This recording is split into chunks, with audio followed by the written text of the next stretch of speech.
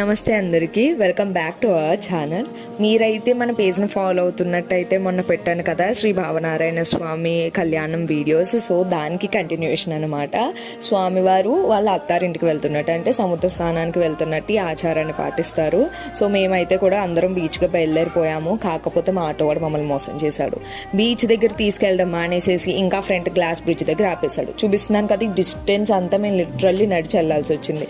ఎంత టైం పట్టిందంటే ఈ మ్యూజియంలో ఎయిర్ క్రాఫ్ట్లు ఇవన్నీ చూసుకుంటూ మాట్లాడుకుంటూ పాటలు పాడుకుంటూ ఇంకా తప్పలేదు, నడాల్సి వచ్చిందనమాట.